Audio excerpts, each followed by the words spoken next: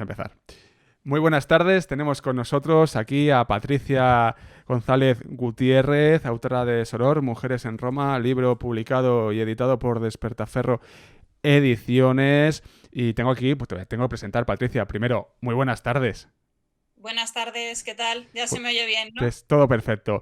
Te voy a presentar, podría decir muchas cosas de ti, todas buenas, por supuesto, pero bueno, tenemos aquí una chuletita en el... Mentiras seguro. Si no, son buenas, es mentira.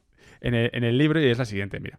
Patricia González Gutiérrez es licenciada y doctora en Historia por la Universidad Complutense de Madrid, máster en Historia y Ciencias de la Antigüedad por la Universidad Autónoma de Madrid y máster en Estudios de Género por la Universidad de Sevilla. Sus investigaciones versan sobre la construcción del género en la antigüedad y el control demográfico y sobre ello ha presentado numerosas conferencias y publicaciones, incluido el libro El vientre controlado, anticoncepción y aborto en la sociedad romana, editorial KRK. Ha sido además asesora histórica de la serie El corazón del imperio Movistar Plus, esa serie que ha sido asesora histórica. Tengo aquí este libro, Patricia, muchísimas gracias por estar con nosotros en el Café de la Lluvia. En primer lugar, hacía muchísimo tiempo que no nos veíamos. Ya, mucho, mucho, sí. Al final, entre unas cosas y otras y la pandemia, esto es una locura. Yo me acuerdo que nos vimos tampoco tampoco tanto tiempo, ahora que me acuerdo, tampoco tanto tiempo. Vamos a comenzar este diálogo, esta conversación que versa a través de este libro que has escrito y como siempre hacemos, bueno, primero para aquellos oyentes, porque bueno, lo explicas en el libro, pero ¿qué significa soror? Soror significa hermana y hace un doble juego con la palabra de sororidad, que se contrapone un poco a la fraternidad, es decir, esa red de solidaridad entre mujeres.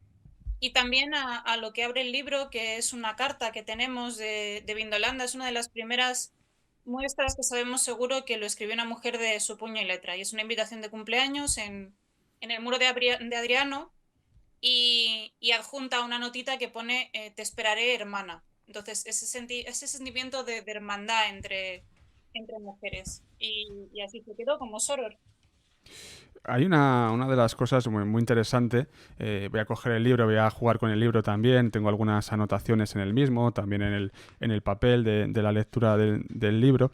Y bueno, la verdad es que, en primer lugar, en cuanto a pequeña reseña que te puedo hacer aquí en un programa de radio, luego habrá otra en la página web, es un libro que yo veo que, bueno, muchísima documentación, muchas fuentes, muy ágil en la lectura, que también se agradece cuando es un tema histórico. Ya sabemos, ¿no? La capacidad de divulgar la historia, entiendo que también es una mecánica que se va adquiriendo con el tiempo, ¿no? En este caso, pero la verdad es que es un libro muy completo y que aborda aspectos obviamente que todavía hay muchísimo trabajo y bien lo dices por hacer. De hecho, el prólogo es de Marga Sánchez Romero, que, bueno, la conoces muy bien, obviamente, y es un prólogo muy atinado. ¿No tenías dudas en pedir prólogo o cómo fue la historia? Le dijiste, Marga, escríbeme el prólogo.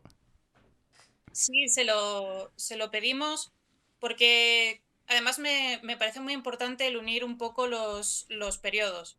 En Granada se está haciendo un proyecto muy interesante que es el de Passwoman de creación de nuevas imágenes. Es decir, de romper con los estereotipos en el pasado. Me parece que cuadraba muy bien con el libro. Esa idea de romper visualmente y divulgadoramente con una serie de estereotipos, de trasladar nuestros propios prejuicios al pasado y ver a esas mujeres siempre como domésticas, dentro de la casa, dentro de la cueva, no haciendo nada, pasivas.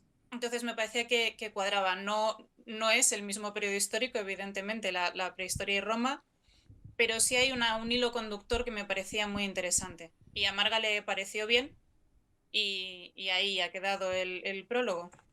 Pues fíjate que además en el prólogo Marga habla también de lo doméstico de las mujeres y los prejuicios que también se tienen, que en cierta medida, ¿qué pasa con eso? O sea, aparte de que no era tan así, pero ¿qué pasa? Que es algo peyorativo, es algo negativo, que es una cosa que durante la historia, ¿no? Y hoy en día parece que las mujeres tienen que tener un arma también siempre y eso es lo que destaca de ellas, ¿verdad? O sea, en ese aspecto también lo comenta Marga. Ya abrimos, ¿eh? Ya empezamos aquí a hablar Sí, sobre la sí. obra. Porque o sea, es importante romper el prejuicio que se ha creado de pues, esa teoría de las esferas en que la mujer está en el ámbito doméstico y el hombre en el ámbito público. Pero romper esa idea también es romper la idea de que los cuidados, la reproducción, la producción doméstica es algo inferior al ámbito público. Que siempre parece que lo bueno, lo importante, el crecimiento está en salir fuera, en trabajar fuera, y no. Hay que hacer un movimiento contrario, un movimiento en que lo público venga también a lo privado, lo de lo personal es político. Entonces, una mujer no es menos por quedarse en casa en un momento dado. Lo que pasa es que, claro, es complicado unir esas dos rupturas de prejuicios porque todo en este mundo se ha configurado en binario y en un binario jerarquizado. Es decir, la mujer es inferior, es doméstica, es pasiva, es emocional, luego lo doméstico, lo emocional, los cuidados, la ternura, la cocina es algo malo. Y de hecho se ve como esos cuidados, una vez que salen al ámbito público, eh, cuando mejora la consideración, se masculinizan. Es un buen ejemplo el de la cocina. Los chefs, los hombres, cuando hacen una cocina pública es algo como importante. Y cuando se habla de una cocinera se sigue pensando en una mujer doméstica que está cocinando en casa. Por eso es tan importante romper no con la idea de lo público y lo privado, sino un poco con, bueno, este es gato por si no lo conocéis. Es bienvenido, por supuesto, al café de la lluvia. Destruir la propia dicotomía de que lo público y lo privado son diferentes, de que los cuidados y lo político son algo diferente. Lo que hay que destruir es ese sistema binario dentro de nuestras cabezas, porque es muy fuerte y nos marca al final en la vida cotidiana. Claro, es que fijaos que también los oyentes que se fijen que es un libro complejo de escribir, me imagino, Patricia, porque hay muchas reflexiones.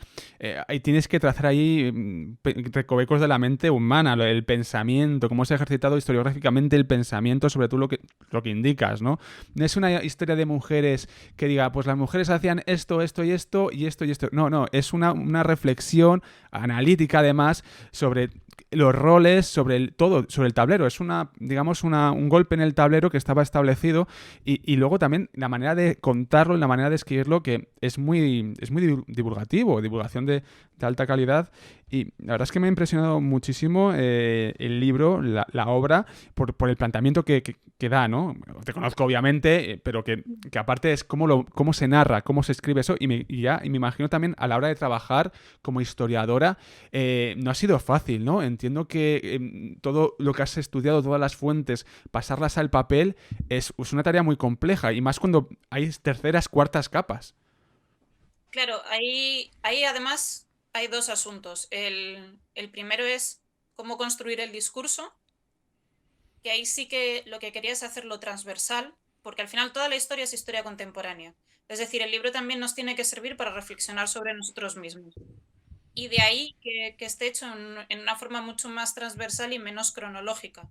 Porque al final muchas veces narramos la historia como un hilo, una continuidad de hechos, y al final no es tan importante los hechos en sí, sino cómo los contamos, cómo nos afectan y cómo crean un imaginario colectivo al fin y al cabo. Y en cuanto a la divulgación, también hay una cuestión que me ayudó mucho, que es justamente eso, el haber estado trabajando en una serie que va a ser para el gran público.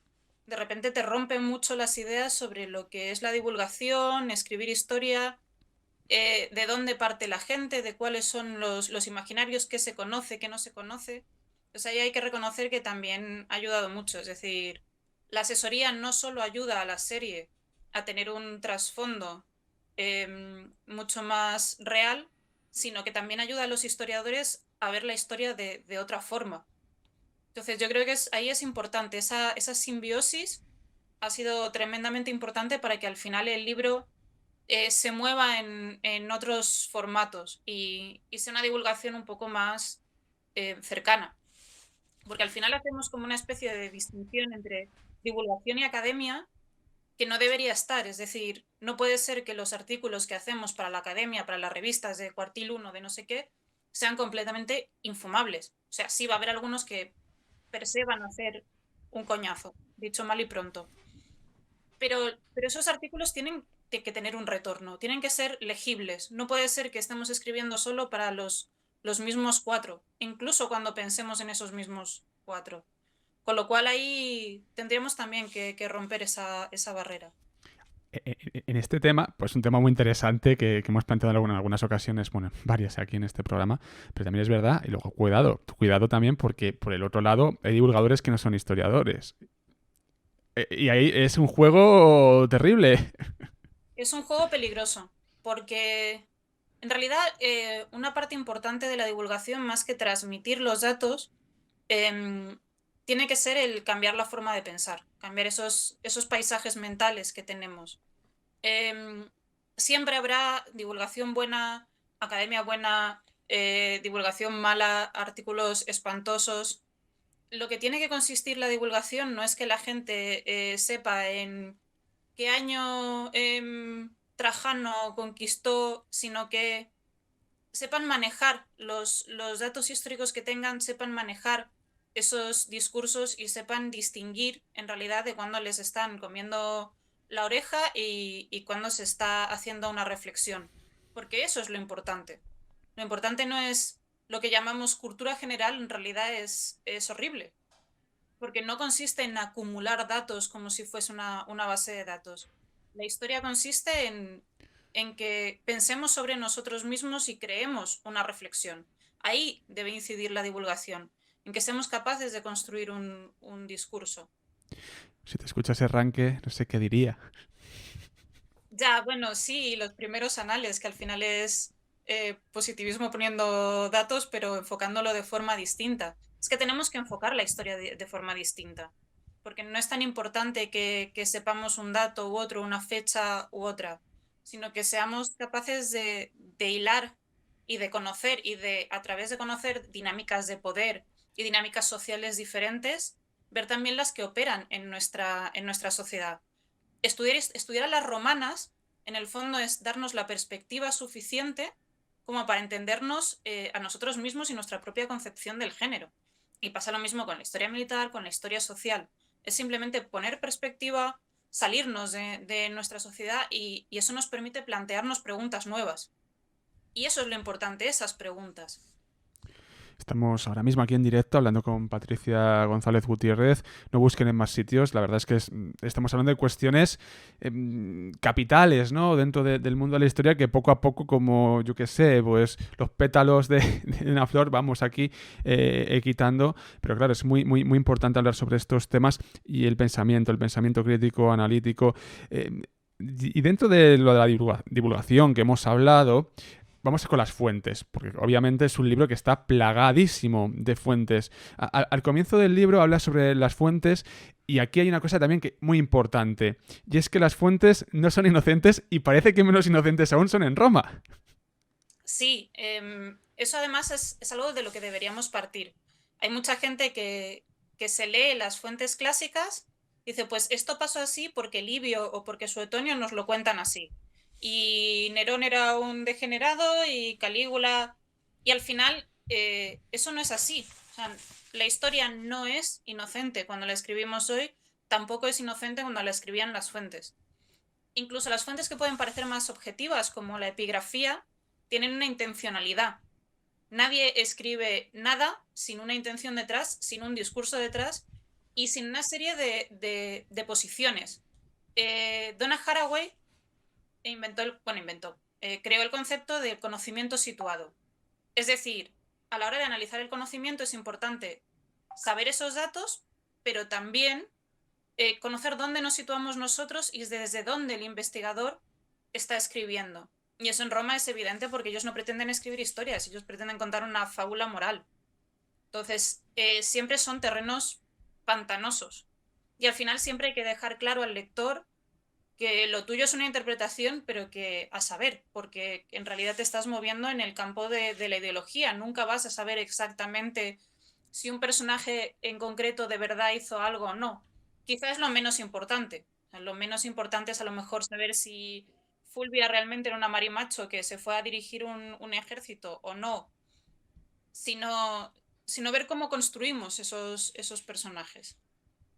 Eso sí, también es cierto que en el libro hay muchísimos nombres, mucho más de mujeres cotidianas que de las grandes emperatrices y los grandes personajes femeninos, porque sí que me parece que también la memoria, el recuerdo el tejer una genealogía diferente es importante, porque estamos tejiendo toda nuestra genealogía en base a una historia masculina, androcéntrica al menos, es decir, esos grandes personajes varones.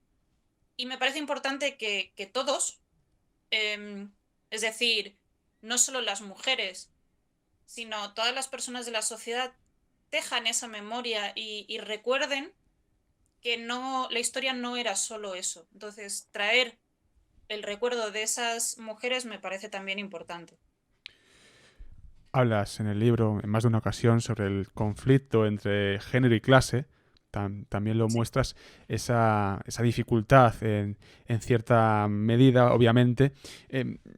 Claro, dentro de todo esto son mujeres en Roma, no es la mujer, que es otro de los conceptos también que hay que quitarse ya de la cabeza porque es como un complemento, la mujer plus, a lo largo de la historia, ¿no? Es como...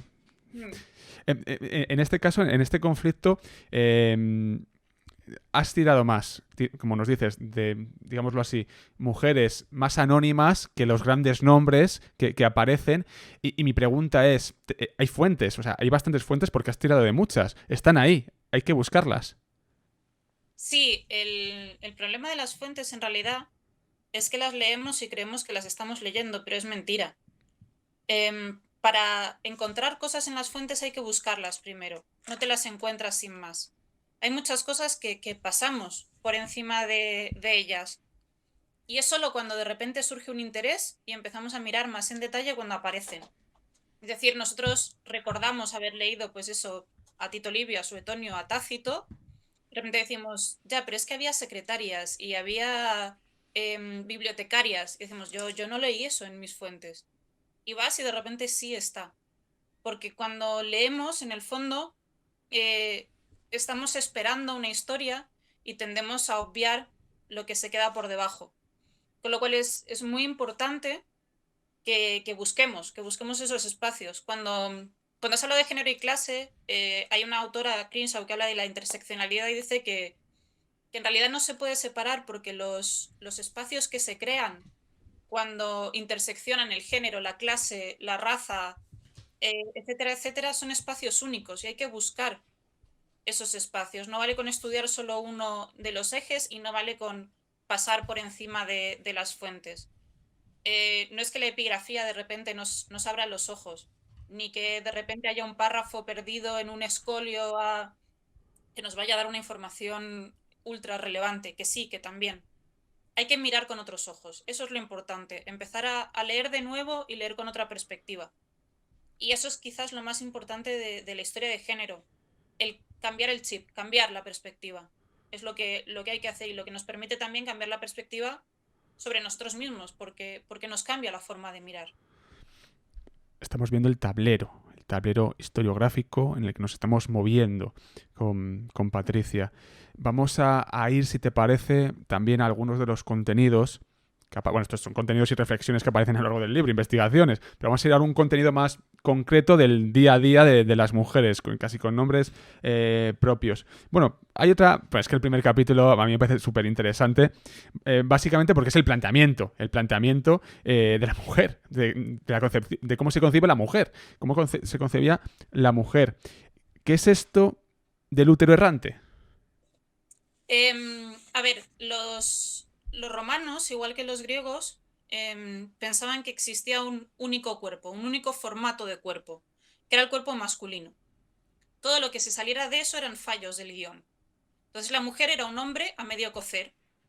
O las personas con, por ejemplo, una ambigüedad genital es que se habían quedado como a medio cocer, pero se habían cocido un poco de más. Pero claro, cuando esa explicación les vale para muchas cosas, les vale para justificar la inferioridad femenina, les vale para justificar el dimorfismo, pero no cubre del todo esa especificidad que le quieren dar a la mujer. Entonces, se crea una especie de idea que es que en realidad la mujer está semicontrolada por el útero, que es un ser semiviviente que crea enfermedades a base de que cuando no está contento se mueve por el cuerpo y va mordisqueando órganos. Que hay médicos que dicen que no, es decir, tanto Sorano como Herófilo y demás, es como, vale, no, esto no es así.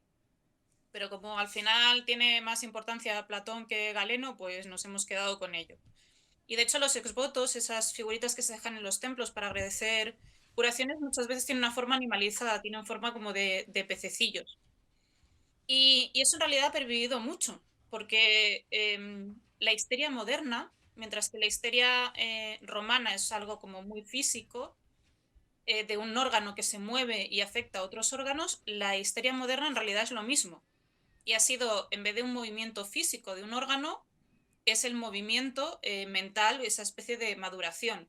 Y cuando alguien dijo, oye, que igual Freud es un fraude del tamaño de Madagascar, hemos pasado a las hormonas. No, es que son las hormonas. Y las hormonas determinan que estés de mala uva cuando tienes la regla, que eso se adjudica a todo. Si estás de mala leche es porque tienes la regla. Y ha afectado a unos niveles que no somos conscientes. Con esa idea de la histeria, las hormonas, la volubilidad femenina, los estudios médicos se hacen prevalentemente en hombres cis. Los estudios sobre enfermedades cardíacas se hicieron en 20.000 hombres y un total de 0 mujeres, lo cual llevó a que durante años se pensara que los síntomas del infarto eran los mismos en hombres que en mujeres, y no es cierto. Con lo cual muchas mujeres murieron de infarto simplemente porque las mandaban a casa pensando que tenían una indigestión. Es decir, esos conceptos que hemos naturalizado desde época romana y que hemos ido adaptando a la ciencia moderna nos siguen influyendo hoy, influyendo en puntos de vida o muerte, no es una cosa baladí al final. Por eso es importante también deconstruir estos conceptos. Que decimos, jaja, el útero errante, qué tontería, ¿cómo se podían pensar eso, que el útero era un ser viviente que iba mordisqueando órganos? Como, pues no sé, igual que te crees ahora tú ciertas cosas sobre las hormonas que no están basadas en nada. Y por eso es importante saber no solo qué pensaban de la corporalidad, sino el propio concepto de ser humano y cómo se construye el ser humano, cómo se construye el hombre y cómo se construye la mujer. Estaba yo pensando, claro, y además que también el tema de la agricultura que se asocia, el tema de la semillita, que es una cosa que sigue hasta hoy en día, también lo mencionas en el libro.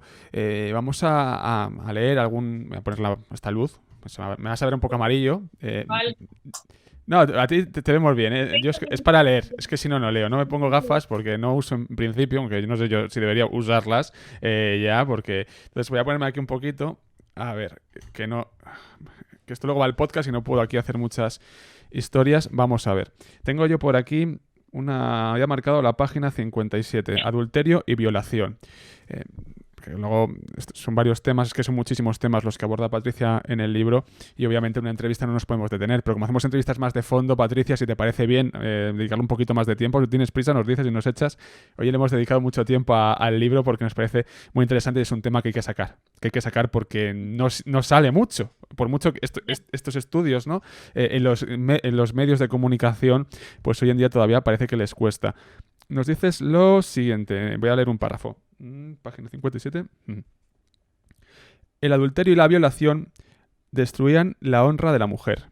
En cambio, cuando el acuerdo para compartir o intercambiar mujeres era un pacto entre hombres, la pureza de éstas quedaba en un segundo plano.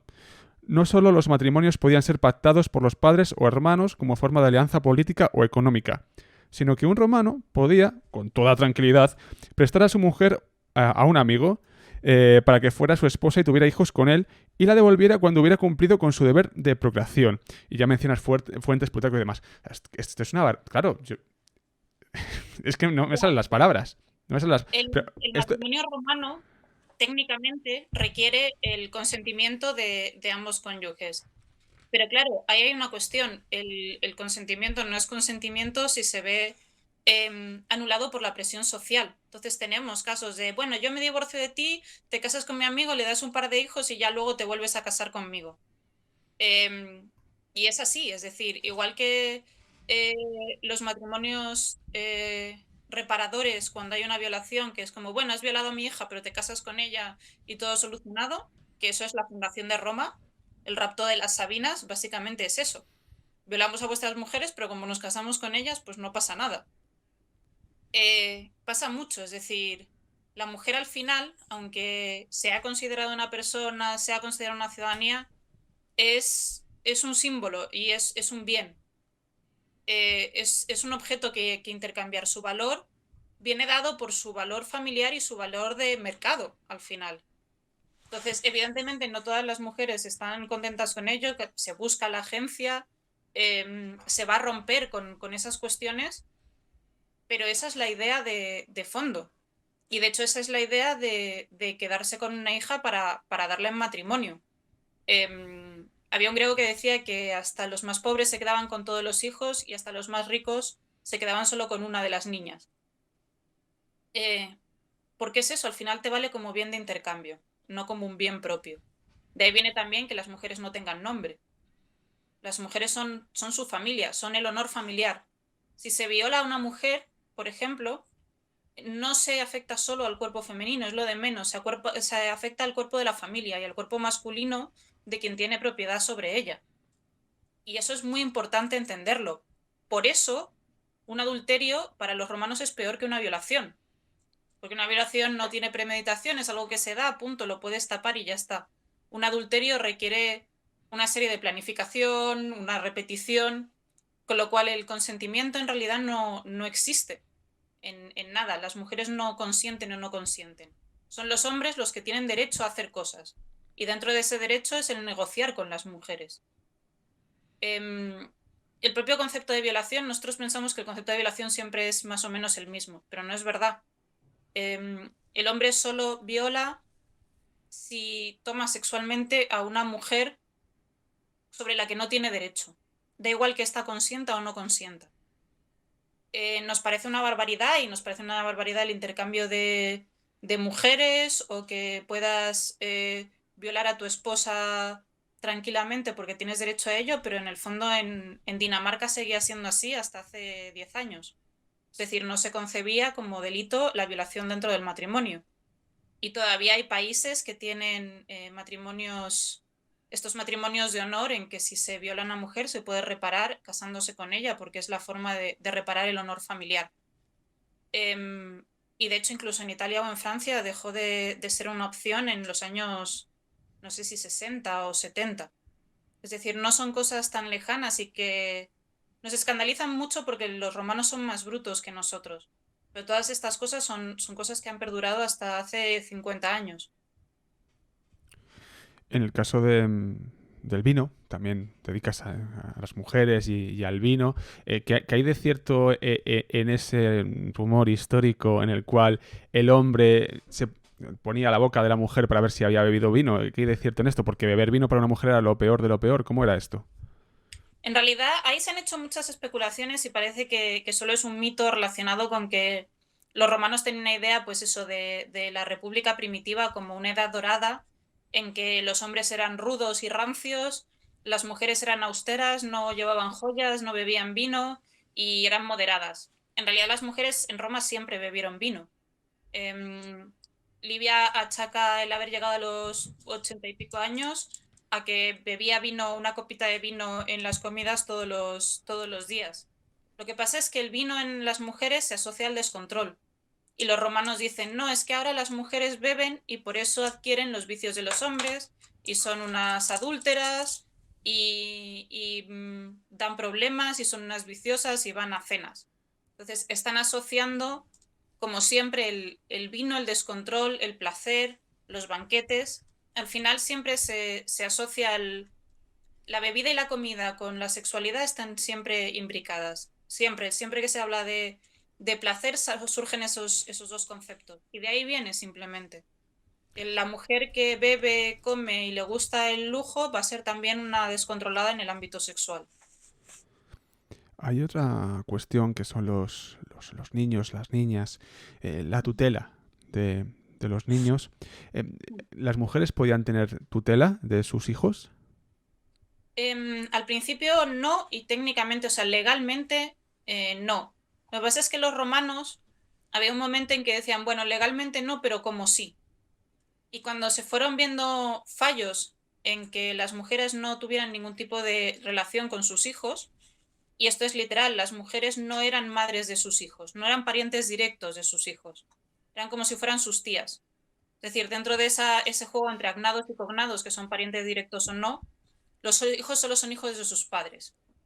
Pero eso tenía fallos en que en un momento dado era mucho mejor que los hijos se quedaran con la madre si el padre moría, Si la madre moría, los hijos no podían heredar. Entonces, los romanos fueron sacando decretos para solucionar eso.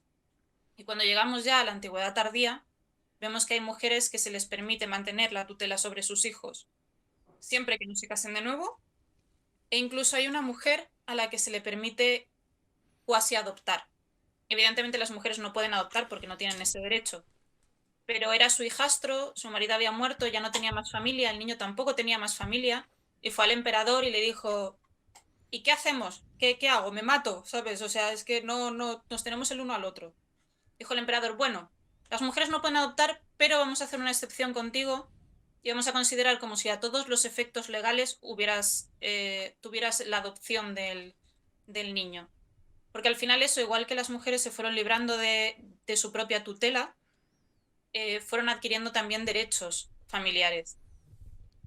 Así que de hecho pasa mucho con el mito sobre el cristianismo primitivo, que parece que el cristianismo primitivo da libertad a las mujeres. En realidad no, las mujeres tienen mucho protagonismo en el cristianismo porque habían alcanzado un grado de empoderamiento, por decirlo así, de agencia, de libertad, que les permitía ejercer de mecenas, tomar decisiones propias, tomar decisiones sobre sus bienes, tomar decisiones sobre sus hijos.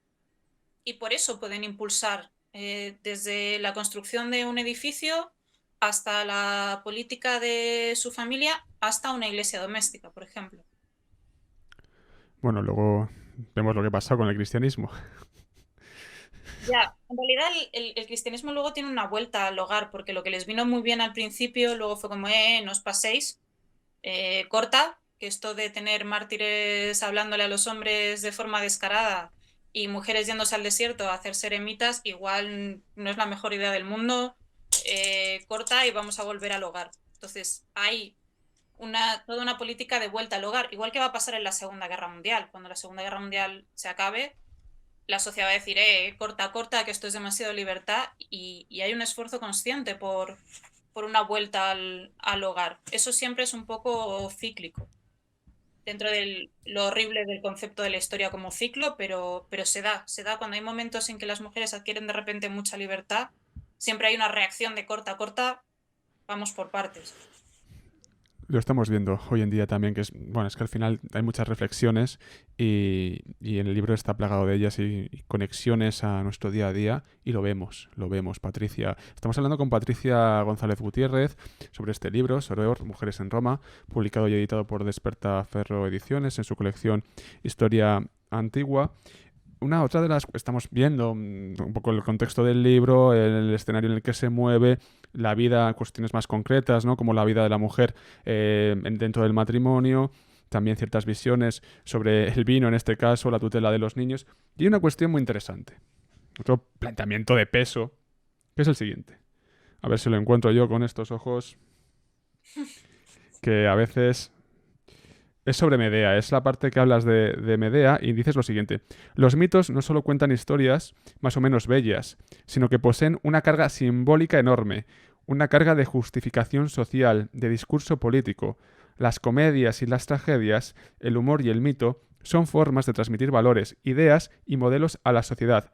Son la propia sociedad diciéndose a sí misma que su forma de hacer las cosas está bien y que los otros son bárbaros, los otros son bárbaros. Hablas de esto. ¿Qué importante es esto entonces?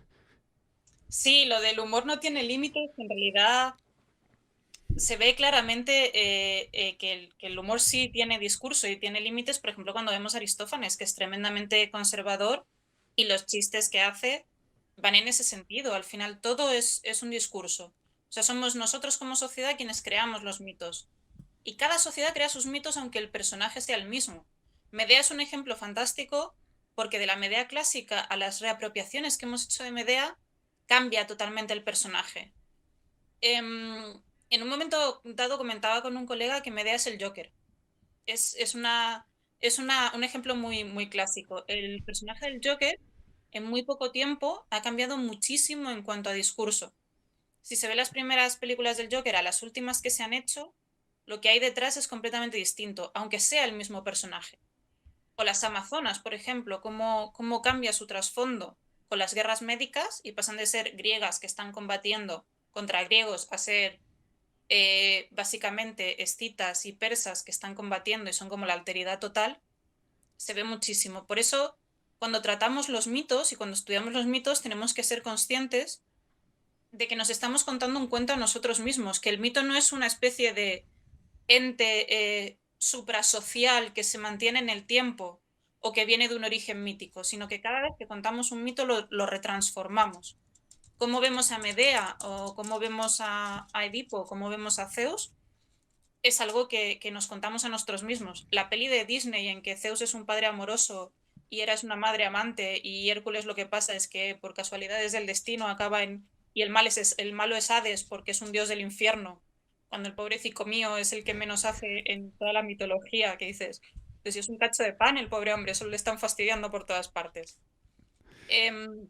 Y eso es importante cuando vemos a los romanos, los mitos no van a ser siempre los mismos. Y es importante cuando vemos cómo los romanos conciben su religión, porque al final con esas creaciones míticas se están justificando a sí mismos y eso nos afecta en los personajes más claramente míticos, como nos afecta, por ejemplo, con Rómulo, con Remo o con Rea Silvia o con esos mitos fundacionales.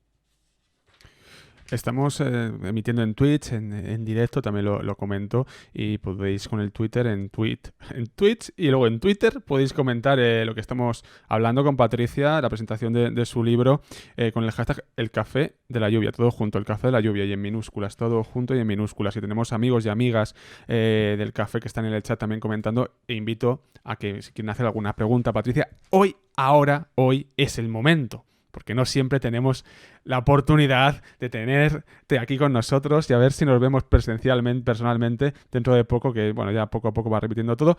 Y saludamos a Clara Ramos y Nosy Ross también está aquí muy atento en el chat y dice que has despertado su friki interior. Bueno, la has ganado porque le gusta, es muy friki con el tema de los mitos y le has ganado. Ahí lo tienes, ahí lo tienes, de verdad, preguntad lo que queráis. Yo poco más, o sea, un poquito más, pero poco más, no te quiero entretener muchísimo más. Otra de las cuestiones, bueno, esto es tremendo, claro, romantizar la prostitución en Roma. Creo que esto también se merece hablar de ello, porque además es un tema, Patricia, que está a debate. ¿Has visto? Siempre está, pero ahora está debate en torno a legislaciones, etcétera, etcétera. ¿Cómo era esto de romantizar la prostitución en Roma? ¿Qué mecanismos seguía? Porque además ahí hay una doble romantización, tanto por parte de las fuentes antiguas como por la nuestra, que al final estamos tragándonos esa historia sin pensar. Hay un mito en la antigüedad en el sentido de que las prostitutas, las heteras, son mujeres libres, caprichosas, que, que hacen lo que quieren, que estafan a sus clientes. Son esa imagen de la prostituta como un ser depredador. En realidad, la mayoría de las prostitutas son esclavas, sufren un nivel de violencia brutal a lo largo de su vida y muchas de esas ideas de la mujer depredadora que está continuamente pidiendo regalos es porque no tiene otra forma de vivir. Es decir, las heteras y las prostitutas libres reciben regalos. Si no reciben regalos, no comen, no cobran. Entonces, el cliente que pretende disfrutar de esos servicios sin hacer los regalos, en realidad está disfrutando del servicio sin pagar. Con lo cual nosotros vemos en esas comedias de Plauto, en la comedia nueva, las prostitutas depredadoras que intentan estafar a los clientes y por otro lado esa prostituta salvadora como en las bacanales, la prostituta que se enamora del cliente, que es buena, que no quiere cobrar, que lo hace todo por amor. Y nos estamos dejando ese trasfondo de violencia y de explotación. Creo que es Ateneo el que dice que las prostitutas, como no comían nada en los banquetes, esperaba que comieran como pajarillos y bebieran muchísimo, habían empezado a hacer ovillos de puerros, es decir, fingían que cogían la comida con dos deditos y con los otros rateaban el resto de la comida. Y eso va a pasar al final siempre. Tenemos esa imagen dual de la prostitución, de la prostitución de la prostituta salvadora y la prostituta depredadora, de la prostituta unida a las conspiraciones, a los bajos fondos como elemento subversivo, pero en realidad se nos olvida esa cotidianidad de la prostituta haciendo pues 5, 6, 7 servicios, cobrando 2 ases de los cuales medio se le van impuestos y uno para el chulo, Y ese es el trasfondo que deberíamos ver cuando leemos las fuentes y que muchas veces se nos olvida. Hay muchísimos temas en el libro, abordas muchísimas cosas, muchos planteamientos, muchas reflexiones, infinidad de fuentes documentales. El libro también está plagado de imágenes, epigrafía, escultura, etcétera, etcétera. Incluso una parte, bueno, las notas a pie, obviamente, incluso una parte a color que voy a mostrar aquí también. Una edición muy chula, que ha quedado súper chula, Patricia. Enhorabuena también a Sí, Despertaferro por... un dado de 20. ¿Eh? En la parte de color hay un dado de 20 que me pareció maravilloso. A Eh, ver. no sé si se ve aquí. Sí. Oye, pues vamos a echarnos una partidita, ¿no? Son, son dados para adivinación. Se Anda. utilizan pues un poco como en las partidas, en el fondo. Hay muchísima adivinación de esta por suertes, de si me sale tal número, tener, pues como se sigue haciendo en Japón, en los templos. Y hay varios de esos dados que son justo para esto, para magia y adivinación y tal. Son súper bonitos. Qué bueno, qué bueno. Oye, y ya yo termino ya, ¿eh? Que los oyentes si quieren preguntar algo, que lo pregunten. Nos dice Clara Ramos, que ha sido interesantísimo en cuanto pueda comprar el libro. Se tiene que ir. Adiós, Clara. Muchas gracias por estar y no te preocupes, que tendrás el vídeo en YouTube y el podcast en audio también. Y nos dice, nos toma ya los rolmanos. Rolmanos. Nos ha hecho la broma. Rolmanos. Cuidado, Cuidado. Está bien traído, sí. Oye, ¿qué has aprendido de este viaje? Pues la verdad es que mucho. Es decir, y el viaje, tanto el viaje del libro como el viaje de la serie, que en el fondo están muy unidos. Y no solo por tener que revisitar ciertas fuentes, porque de repente te hacen preguntas surrealistas o tú a ti mismo te haces preguntas surrealistas de, oye, ¿y esto? Y acabas, no sé, descargándote un libro del siglo XIX en griego clásico para consultar un Escolio Eurípides y pierdes ya ahí el hilo. Pero es justo eso, el tener que plantearte preguntas diferentes. Que ahí es donde viene el aprendizaje, porque al final esto no es coger un montón de datos y vomitarlos con un lenguaje bonito en un libro. El viaje del libro, el viaje de la serie, el viaje de la investigación es el que te fuerza la misma investigación a plantearte cosas diferentes y de repente vas descubriendo historias que no conocías. La historia que sale en el libro de la prostituta que de repente las autoridades cortan por una vez con el poder y dan la razón a una prostituta contra un senador, por ejemplo, por humanidad y apelando a la humanidad, y de repente ves esas contradicciones internas y ves las contradicciones internas de la sociedad romana y también te permite ver tus propias contradicciones internas dentro de tu propia sociedad.